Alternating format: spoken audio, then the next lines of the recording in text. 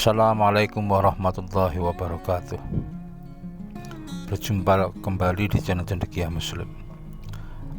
Teman-teman sekalian, dalam dunia debat lintas agama antara Islam dan Kristen, mau tidak mau ketokohan di level internasional itu bisa kita temukan ada pada diri dua orang ya setidaknya, yang betul-betul sangat terkenal ya, yaitu beliau Syekh Ahmad Didat dan murid kesayangan beliau yaitu Zakir Naik. Zakir Naik ini oleh orang-orang dianggap sebagai figur yang menyempurnakan keilmuan Ahmad Didat. Kalau Ahmad Didat dengan kejeniusan beliau sebagai seorang yang tidak pernah sekolah, hanya belajar otodidak, menguasai begitu banyak bahasa ya, bahasa Arab, bahasa Aramaik dan sebagainya, yang kemudian belajar otodidak selama 40 tahun dalam dunia perbandingan lintas agama. Dan ini ketika beliau meninggal dunia seolah diwarisi oleh seorang tokoh yang luar biasa dari India. Beliau adalah Dr. Zakir Naik. Ini menjadi penyempurna bagi Syekh Ahmad Didat, karena kejeniusan dari Dr. Zakir Naik ya, mungkin karena kapasitas atau basic keilmuannya adalah seorang dokter, seorang saintis. Itu ketika mempelajari dunia perbandingan lintas agama, luar biasa keilmuannya. Tidak hanya didasarkan pada Al-Quran, Bible, tetapi juga pada kitab-kitab dari agama Hindu dan Buddha. Dan argumentasi yang dibangun itu jauh lebih rasional, lebih lebih linier dengan ilmu pengetahuan, karena memang basicnya adalah seorang saintis atau seorang ilmuwan begitu. Dan beliau Dr. Zakir Naik telah banyak malang melintang dalam dunia debat lintas agama, diundang ceramah ke berbagai negara. Dalam forum ceramah tersebut seringkali beliau membuka ruang dialog ya dengan para peserta atau audiens dengan berbagai pertanyaan yang mengejutkan dan menyulitkan.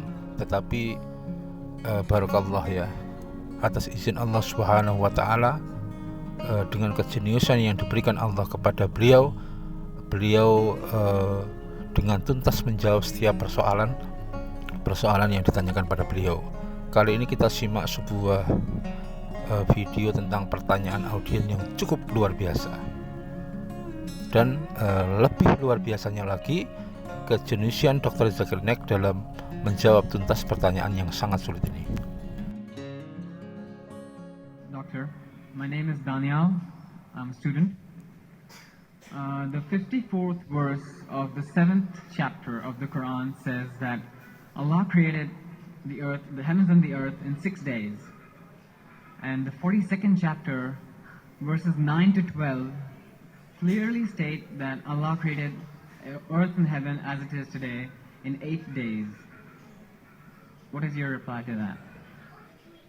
Well asked, a question asked by Christian missionaries against the Quran, and there are several places in the Quran where it says Allah has created the heavens and the earth in 6 days.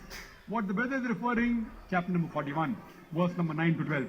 He is saying that the Quran says that the heavens and the earth was created in 8 days. The word 8 is not there in the Quran. What it says, I'll tell you. The Quran says that Allah subhanahu wa ta'ala is the one who has created the heavens and the earth, and all those who differ, there are people who are born to differ, are the ones who do shirk. And the verse continues, Almighty God created the earth in 2 days, and Almighty God created the sustenance on the earth, the mountains, everything else, in 4 days. And verse number 11 of chapter number 41, Summa, most of the translations say after, it means various other things. Then Almighty God created the heavens in 2 days. Now, normally a person reads 2 plus 4 plus 2 is equal to 8. But the word it is not there. God Almighty created the heavens in 2 days. Now, if we know Quran, we'll be able to reply. If a person does superficial reading, he may get misled. And Quran says, those people who try to mislead the people with this verse are those who associate partners with God. So Almighty God knows that people will use these verses of the Quran to mislead the people. The reply to the query. The reply is that Almighty God created the earth in 2 days.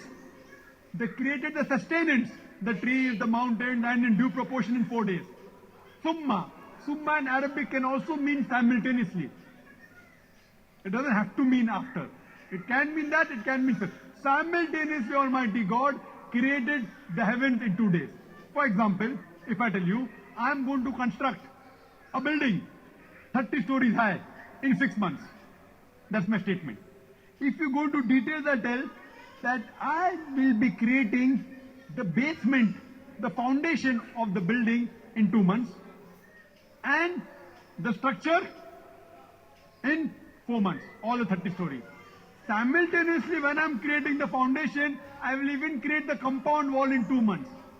So basically, while I'm creating the foundation, I'm even creating the compound wall. That doesn't mean it is 2 plus 4 plus 2, 8 months. It is while I'm creating the foundation, simultaneously I'm even creating the compound wall. So actually my building will be constructed in 6 months, not 8 months. So similarly, when Allah says, when He created the earth, He even created the heavens. So the 2 days of the earth, simultaneously Allah created the heaven. That is the reason Allah says in the Quran, in Surah Anbiya, chapter number 21, verse number 30, Avalam yaral lazina kafaru.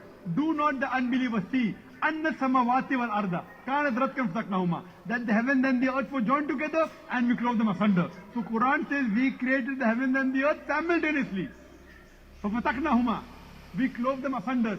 This is nothing but the Big Bang in a nutshell.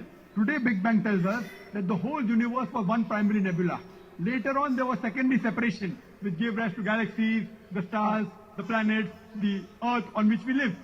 So based on Big Bang, science even doesn't disagree with the Quran, that when the heaven was being created, the earth was being created simultaneously. So the first 2 days and the last 2 days are simultaneously. So there's no contradiction, it's a contradistinction. Contradistinction means giving other facets of the thing. It is not contradiction. Contradiction means two things with the opposite. Contradistinction means telling you other qualities. For example, if I say that you are very honest, tomorrow I tell you are very kind. It's not contradiction. It's a contradistinction. You are honest also and you are kind also. But tomorrow if I say they are dishonest, then there's a contradiction.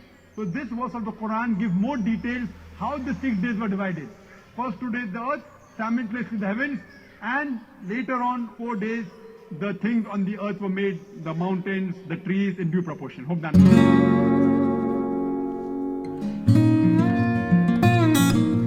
Itu tadi teman-teman pertanyaan yang luar biasa dari seorang audien ya, karena memang basicnya seorang pelajar atau mahasiswa. Pertanyaan itu pertanyaan yang sangat sulit dan mencoba menjebak Dr. Zakir Naik, dan bertujuan untuk menunjukkan bahwa ayat-ayat dalam Al-Quran itu terdapat kontradiksi begitu ya. Sang penanya mengutip Quran surat Al-A'raf ayat 54 yang pada intinya disebutkan bahwa Allah menciptakan langit dan bumi dalam waktu 6 hari, fi sitati ayyam. Itu kemudian diperbandingkan atau dikomparasikan dengan Quran surat Fusilat ayat 9-12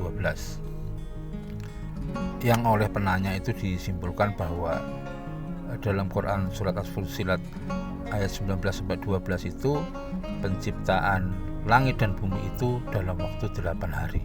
Itu kesimpulan prematur dari penanya. Kemudian Dr. Zakir Naik dengan begitu luar biasa ya, dengan kejeniusan beliau, karena mungkin beliau memang sudah belajar banyak dan menguasai bagaimana menafsirkan Al-Quran dari sisi etimologinya ya. Dengan lugas beliau menjawab bahwa benar dalam Quran surat Al-A'raf ayat 54 itu ada redaksi bahwa Allah Subhanahu wa Ta'ala menciptakan langit dan bumi dalam waktu 6 hari. Meskipun ini ya sebenarnya bukan 6 hari ya, visitati ayam. Ayam itu jamak dari hari. Di situ kalau yang lebih tepat adalah 6 masa. Tapi mungkin fokus beliau bukan pada itu. Intinya bahwa dalam Quran surat Al-A'raf Allah menciptakan langit dan bumi itu dalam waktu 6 masa.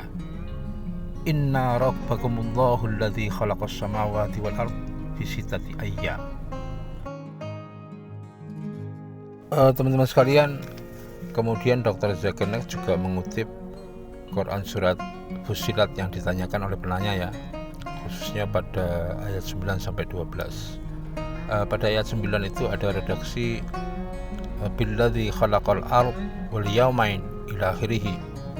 Kemudian pada ayat 10 ada redaksi summastawa ilas samai wa hiya dukhan. Kemudian pada ayat 12-nya faqadahunna sab'a samawati fi yawmain. Itu pada intinya ya, Allah menciptakan bumi dan isinya itu dalam waktu 2 hari. Kemudian Allah, di situ ada kata summa ya. Kemudian Allah menciptakan langit yang ada 7 ya, 7 langit itu dalam waktu 2 hari. Jadi kalau orang memahami konteks bahasa Arab ya, summa itu tidak berarti kemudian sebenarnya, tetapi secara bersama-sama. Pada intinya bahwa dalam waktu 2 hari itu bumi dan isinya dan 7 langit itu semua diciptakan secara bersamaan. Semuanya berada pada periode atau pada jeda masa yang ada dalam Quran surat Al-A'raf. Pada Quran surat Al-A'raf Allah menciptakan langit dan bumi dalam waktu 6 masa, dan di dalamnya itu Allah secara bersamaan dalam periode 6 masa itu Allah menjadikan 7 langit dan bumi dan isinya itu kesempurnaannya dalam waktu 2 masa. Jadi 2 masa itu berada pada waktu 6 masa, bukan waktu yang terpisah dari 6 masa. Karena sekali lagi pengertian dari kata summa, salah satu dari arti kata summa itu adalah secara bersamaan. Kalau Dr. Zakir Naik tadi membuat satu analogi, membuat gedung bertingkat itu dalam waktu 30 hari, tetapi dalam waktu 30 hari itu 6 hari di dalamnya diciptakanlah pondasi dan lantai dasar. Intinya begitu. Jadi tidak adalah Quran mengatakan bahwa Allah menciptakan langit dan bumi itu dalam waktu 8 hari, tidak ada.